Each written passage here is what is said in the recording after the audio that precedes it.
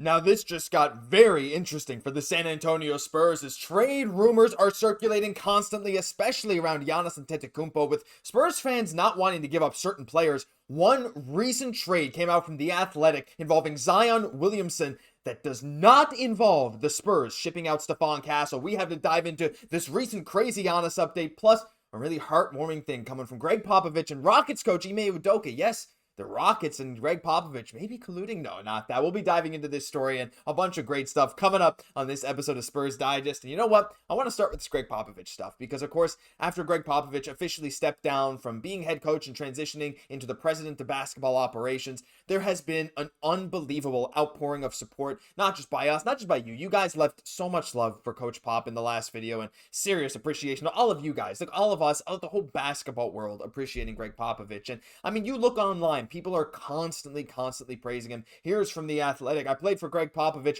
for one season. This is how he impacted my life. So, and you got that. You got Gregg Popovich influence at the heart of Warriors-Rockets coaching matchup. That's what I'm about to get into. If you reduce Gregg Popovich to his TV silent interviews, you missed a lot. David Aldridge. Gregg Popovich steps away. Here's what made the Spurs great, a generational leader. There's some unbelievable stuff, not just from The Athletic, but from all corners of the internet and real life as well. But there's one very interesting thing when it comes to this Warriors-Rockets series. Of course, Gregg Popovich, he knows a lot. He has a lot to do with Ime Udoka. He once convinced Udoka to kickstart his coaching career once Udoka was still a player. He's like, listen, man, you can do this. And Gregg Popovich was reportedly very emotional when Udoka first landed the Celtics head coaching job. And we know, of course, Pop coach Steve Kerr, there's a fantastic relationship there. But Ime Udoka came out and actually spoke about what Gregg Popovich said to him. Once Pop officially transitioned there to the president operations, Udoka got a phone call. And instead of just being like, hey, how you doing? I just wanted to talk to you. It was like, no, he gave me some pointers. Pop advised Ime Udoka on some X's and O's for the Rockets-Warriors series, which is kind of crazy. Spurs former head coach, now president of basketball operations, helping out the Rockets with their series. In a vacuum, if you don't put any names to that, it's kind of crazy. But it's honestly so heartwarming to hear, like, Gregg Popovich's not only influence on so many people, but his relationships with so many people. Like, again, they feel like everyone who comes into contact with Gregg Popovich has this unbelievable story. I'm not so lucky to have met him in my life. I really wish I could have, but again, it feels like everyone who as much as shakes his hand has nothing but great things to say about him and how much he impacted their life. So I just wanted to start the video with this really cool note from Ime Udoka and just some more love for Coach Pop. I mean, he's still around, he's still the president, but our new head coach Mitch Johnson, I think we're in solid hands. Maybe some fans agree, maybe some don't, but regardless, what you can't disagree on is the impact Pop has had around the league, and I just thought that was a bit of fun. But right now, we got to transition into something very interesting. So, look, I know you're going to say, look, another Giannis trade. There's a reason I said at the start, this doesn't involve Stephon Castle, because that's one of the things, look, we've heard you guys, and I mean, look, we know ourselves, we don't want to give up Stephon Castle, even if it's for Giannis for like 3 more years of control, or it's 3 or 4 more years of control for a perennial MVP candidate, a first ballot Hall of Famer. It's more of a win now move than anything. But giving up Stephon Castle is often a sticking point for you, for me, for a lot of us, because it's like, look, him and Wemby, they have such a tight relationship, it would just send the wrong message to move him. So that's why I'm bringing this one up. So look, there was a recent trade that came out in an Athletic article that outlines 4 potential deals for Giannis Antetokounmpo, right? Look, he's in all the trade talks around the entire league, but this one caught my eye. Let's take a look here. So this one, again, David Aldridge was the author of this trade. I believe it was him. So anyway, we'll dive into this. You can check out the article as well. I'll link it down below. It's worth reading all the way through. But this Giannis to San Antonio deal really piqued my interest. Why? Because Zion, Keldon Johnson, 2025 first-round pick via the Hawks, 27 first-round pick swap rights from the Pelicans, and our own 2029 pick to the Bucks. The Pelicans get Devin Vassell, Jeremy Sochan from us, and another Hawks pick, but we get Giannis Antetokounmpo. So at the end of the day, if you're keeping track, we give up Keldon Johnson, Devin Vassell, Jeremy Sochan, 2 Hawks picks, and our own 2029 first. Again, I don't love giving up our own 2029 first, but at the end of the day, still, you got to give up something for Giannis. That's only one of our own picks. And again, 3 of our younger solid players, Vassell, Sochan especially, it hurts to get rid of, but it's not Castle. And a guy like Giannis comes in and theoretically fills in that role for Sochan. So right away, I see no Castle, I get very interested. And David Aldridge, not Ime Udoka, hi Ime.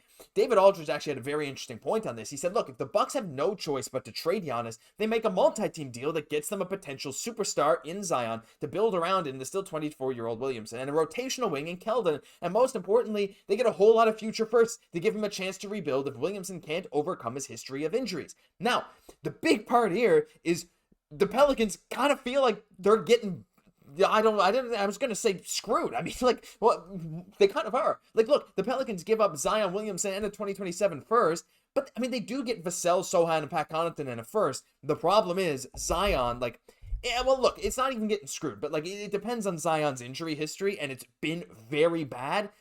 And if teams don't see him as a guy who can play more than 60 games a season, to be honest, that actually is a pretty good haul because you could theoretically build around him. He is still young. However, he's a superstar. So anyway, regardless of how it goes for the Pelicans, I think it's great reasoning by David Aldridge. And again, we look at Giannis' stats. I don't think I need to show you guys this much more because they are absolutely unbelievable. And then we got Vassell's stats. Again, 16 points a game this year. He was really good. Jeremy Sochan as well, 11 points. He looks incredible defensively. Again, had some back issues this year. Both of these guys had injury troubles this year. You have to imagine they'll bounce back next year. Just about 22 years old for Sochan, just about 25 for Vassell. Very solid young players.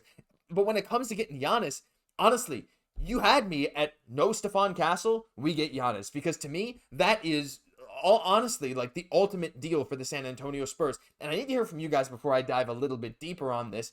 Would any deal without Stephon Castle, is this too much for you, do you think, to give up our own 2029 first, but 2 other Hawks picks, plus Vassell, Sochan, and Johnson? But there's one little thing I want to get into here in a second as well.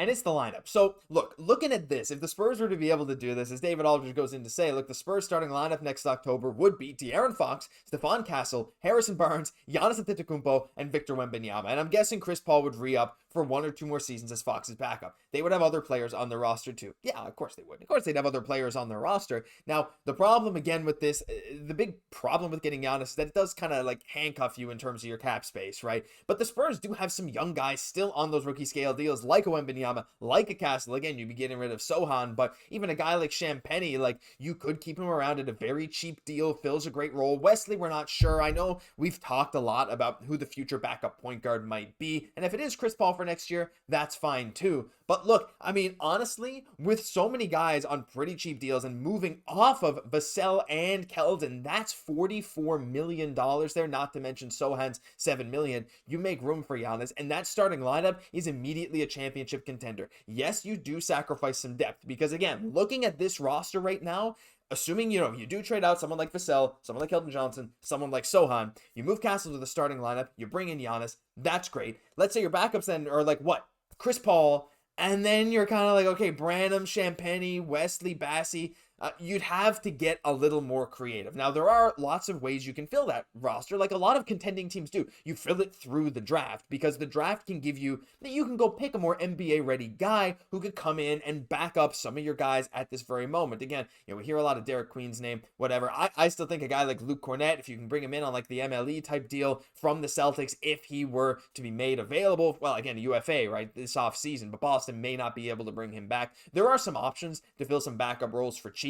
But that starting 5, again, especially if you can stagger some guys and have a leader like Chris Paul still off the bench, if he's still playing at a decent pace, I think it can make a lot of sense. Look, I'm as tired sometimes of these Giannis rumors as you guys, but honestly, when it comes to this one, this is the one that makes me interested the most. Not only does a division rival in the Pelicans get a little bit weaker, and it would suck to have to play against our own division rival with Vassell and Sochan, who I think would thrive together, I think this is the closest package to something I'd be comfortable with as a Spurs fan. I still hate to lose guys like Vassell and Sochan, but if we're talking Giannis, it's hard to say no. Let me know your thoughts here on keeping Castle and getting Giannis Antetokounmpo. This is the craziest one yet. Check out the article down below. That'll do it for this episode of Spurs Digest. If you enjoyed, leave a like, comment, subscribe to the channel. The offseason's coming, well, it's here now, I guess, but the big free agency season and trade season's coming closer day by day, and if you want to stay up to date on all the latest stuff, this is your home for it. I've been your host, Josh Gosse, and I'll catch you in the next one.